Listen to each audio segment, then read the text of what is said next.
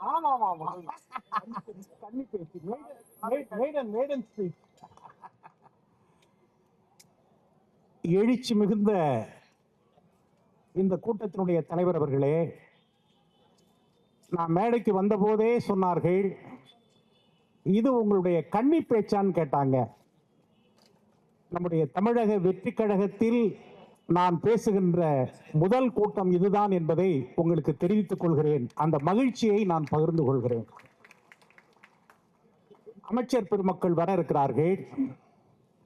நான் அண்மையிலே யோசித்து பார்த்தேன், இந்தியாவில் எத்தனையோ மாநிலங்கள் இருந்தாலும் கூட அந்த மாநிலங்களில் சிறந்த ஒரு கல்வி அமைச்சரை தேர்வு செய்ய வேண்டும் என்றால் அப்படி தேர்வு செய்வதற்கு மிகவும் பொருத்தமானவர் நம்முடைய தமிழ்நாட்டினுடைய பள்ளி கல்வித்துறை அமைச்சர் ராஜ்மோகன் என்ற உணர்வு. நான் அவரை புகழ வேண்டும் என்பதற்காக சொல்லவில்லை, அவரோடு பழகியவன் என்பதற்காக நான் சொல்லவில்லை. ஆனால் இந்தியா முழுவதும் இருக்கக்கூடிய கல்வி அமைச்சர்களில் மிகச்சிறந்த ஒரு கல்வி அமைச்சர் உண்டென்றால் அது நம்முடைய ராஜ்மோகன் அவர்களாகத்தான் இருக்கும். அவர்களுக்கு என்னுடைய வாழ்த்துக்களை மேடையில் நான் தெரிவித்துக் கொள்கின்றேன். அதே போல இடியும் குற்றால அருவியும் இணைந்து உரையாற்றினால் அது எப்படி இருக்குமோ அப்படிப்பட்ட உரையை தனக்கு சொந்தமாக வளர்த்தெடுத்திருக்கக்கூடிய நம்முடைய பெருமைக்குரிய தலைவர் அவர்கள் இங்கே இருக்கிறார்கள். அதே போல மேடையிலே பல நண்பர்கள் இருக்கிறார்கள். அத்தனை பேருக்கும் என்னுடைய வணக்கத்தையும் நன்றியையும் நான் தெரிவித்துக் கொள்கின்றேன்.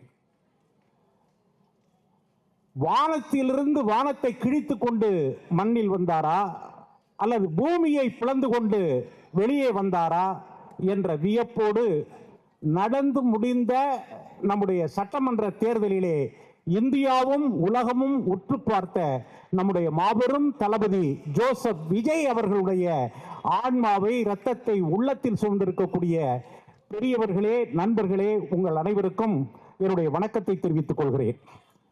இது இந்த டானா தெருவிலே நடைபெறுகின்ற கூட்டம். இந்த டானா தெருவிலே நடைபெறுகிற இந்த எழும்பூர் தொகுதியிலே மையமாக இருப்பது ரிப்பன் பில்டிங் என்று சொல்லக்கூடிய ஆங்கிலேயர் காலத்திலே கட்டப்பட்ட அந்த மாளிகை. அந்த மாளிகையில்தான் முதலில் ஊழல் பெருக்கு என்பது தொடங்கியது. இதை நீங்கள் தெரிந்து கொள்ள வேண்டும். தமிழகத்தினுடைய முதல்வராக கருணாநிதி அவர்கள் இருந்தபோது 1971ஆம் ஆண்டிலே அதுவரை தமிழகம் பார்த்திராத ஒரு பெரிய ஊழல் இந்த ரிப்பன் மாளிகையிலே நடைபெற்றது. திராவிட முன்னேற்ற கழகத்தினுடைய தலைவராக அதனுடைய மேயராக முனுசாமி அவர்கள் இருந்தார்கள்.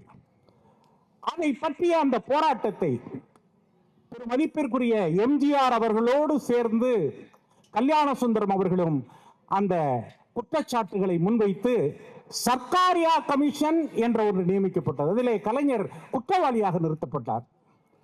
அப்படிப்பட்ட அந்த ரிப்பன் மாளிகையிலே நடைபெற்ற ஊழல் என்ன தெரியுமா?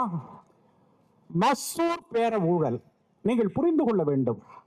வரலாற்றை புரியாமல், அரசியலை புரியாமல் திராவிட முன்னேற்ற கழகத்தை உங்களால் புரிந்து கொள்ள முடியாது.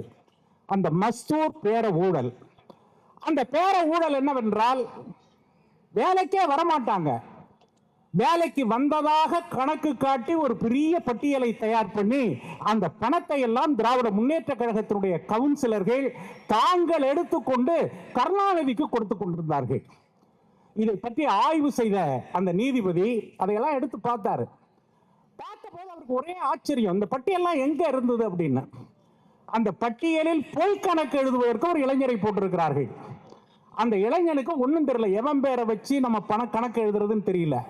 உடனடியாக அவன் வீட்டுக்கு போய் ஓட்டர் லிஸ்டை எடுத்து அதுல உள்ள பெயரெல்லாம் பார்த்து அவங்களுக்கு சம்பளம் கொடுத்ததாக கணக்கு எழுதியிருக்கிறார். இதான் மஸ்டர் பேர ஊழல். அதுல தொடங்கினதுதான் இன்று தமிழகத்தையே, தமிழகத்தினுடைய அனைத்து பகுதிகளையும் கொள்ளையடித்து நாட்டின் வருமானத்தை விட, பட்ஜெட்டின் வருமானத்தை விட மிக கூடுதலான வருமானத்தை கொள்ளையடித்த கூட்டமாக திராவிட முன்னேற்ற கழகம் மாறியிருக்கிறது. அதை வீழ்த்துவதற்கு வந்த மாபெரும் சக்திதான். அதை வீழ்த்துவதற்காக வானத்திலிருந்தும் பூமியிலிருந்தும் தன்னுடைய படைகளோடு புறப்பட்டு வந்த ஒரு மாபெரும் வீரன் தான் நம்முடைய தளபதி விஜய் அவர்கள் என்பதை முதலில் நாம் உணர்ந்து கொள்ள வேண்டும். இன்று பலரும் கேட்கிறார்கள், எனக்கு 50 ஆண்டுகால அரசியல் அனுபவம் இருக்கிறது.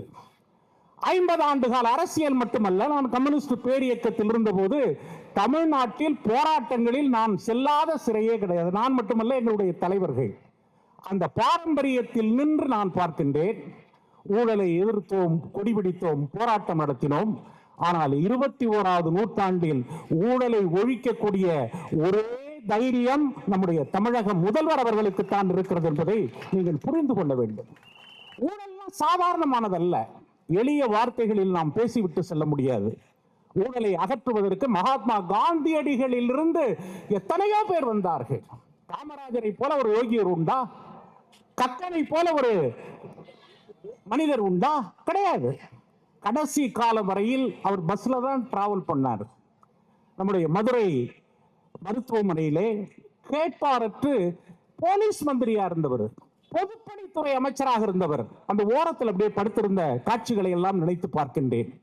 அப்படிப்பட்ட நம்முடைய தமிழ் மண்ணை, காமராஜர் காலத்தில் ரொம்ப ஆரோக்கியமாக இருந்த நம்முடைய தமிழ் மண்ணை இந்த அளவுக்கு மோசம் செய்த ஒரு கூட்டம் இந்த கூட்டம் தான். அந்த கூட்டத்தை கூண்டோடு அழிக்க வேண்டும் என்று அவர்கள் எதோ பேசுறாங்க. இந்த மேகதாதுவை பற்றி எல்லாம் நம்முடைய ஜெயக்குமார் அவர்கள் இங்கே பேசினார்கள். எனக்கு ரொம்ப தெளிவா ஞாபகம் இருக்கிறது. 1974ஆம் ஆண்டு நம்முடைய காவேரி நதிநீர் 100 வருஷத்துக்கு முந்தி போடப்பட்ட அந்த ஒப்பந்தம் காலாவதியானது. அப்ப யார் முதலமைச்சர்னா கருணாநிதி தான் முதலமைச்சர். அந்த ஒப்பந்தத்தை அவர் தடுக்கவில்லை. சொர்ணவதி, ஹேமாவதி, ஹேரங்கி என்ற காவிரியினுடைய துணை நதிகளிலே அணைகளை கட்டிவிட்டார்கள். வேற யாரும் முதலமைச்சர் இல்ல, இவர் தான் முதலமைச்சர். அப்ப உடனே கம்யூனிஸ்டுகள் மற்றவங்க எல்லாம் போராட்டம் நடத்துற போது அவர் என்ன பண்ணார்னா, உச்ச நீதிமன்றத்தில் ஒரு வழக்கு தொடர்ந்தார் கலைஞர் அவர்கள். ஆனால் வழக்கை தொடர்ந்தார் 71ல, 72ல அவரே வாபஸ் வாங்கினார். ஸ்டாலின் பதில் சொல்ல முடியுமா?